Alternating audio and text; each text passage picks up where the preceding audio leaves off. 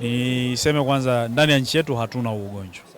Nimesema nchi jirani, Kongo DRC, upande wa Kivu wa Kaskazini pamoja na wenzetu wa Uganda ndiko ambako kuna ugonjwa. Wakati huo Ayuwa TV, ulimwengu kiganjani. Pembeni yangu nipo na Dr. Juma.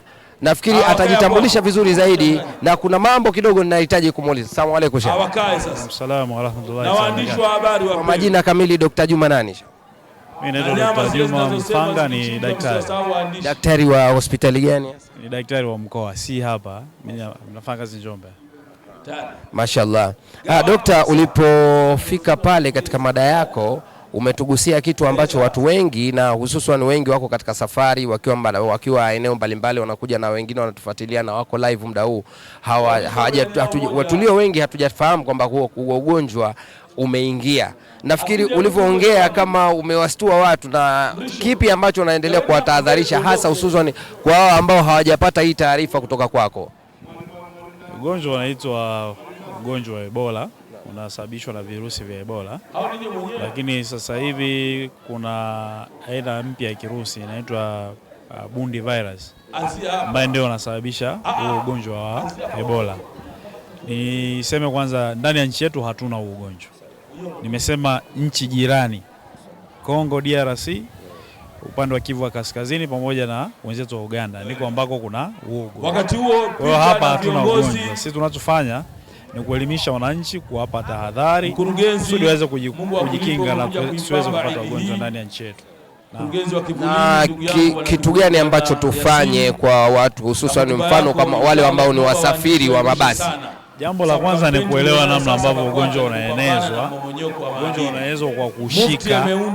Ametengeneza kitabu kinaitwa Mmomonyoko wa kimiminika ambacho chote kinatoka kwa mgonjwa. Kitabu kinatengeneza jasho, mmomonyoko wa matapishi, kiweza kujamiana na mtu ambaye ana tatizo hilo, unaweza kupata ugonjwa.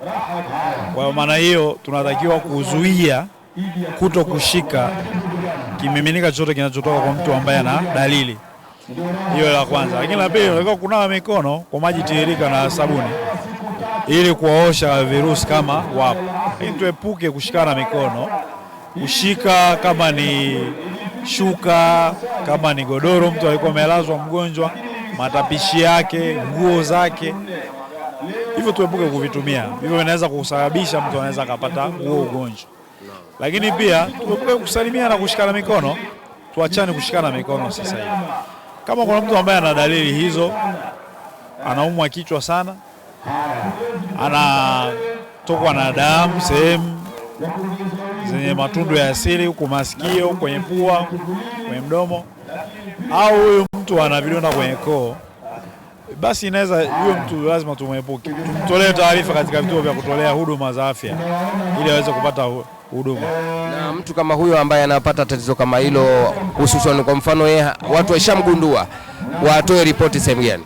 Taarifa inatakiwa kutolewa kwenye vituo vya kutolea huduma. Kila chochote cha kutolea huduma unatoa. Lakini kama uko karibu na kiongozi wa jamii au mtendaji pale, unamwambia unashaka mtu fulani haiko sawa, kuna shida, inatakiwa kufahamu ili watu zichukuliwe haraka bila kueneza ugonjwa.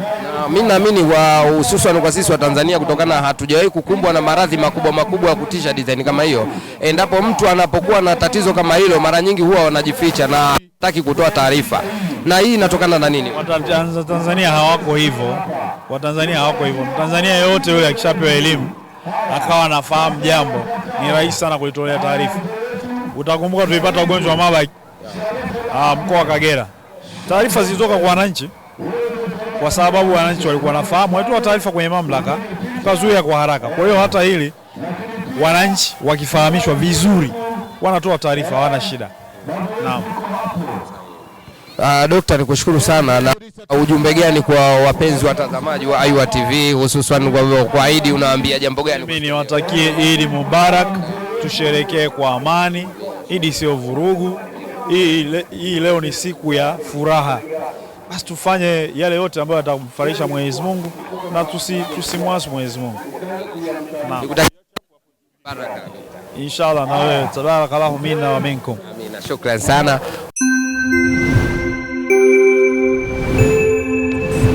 AYUO TV, ulimwengu kiganjani.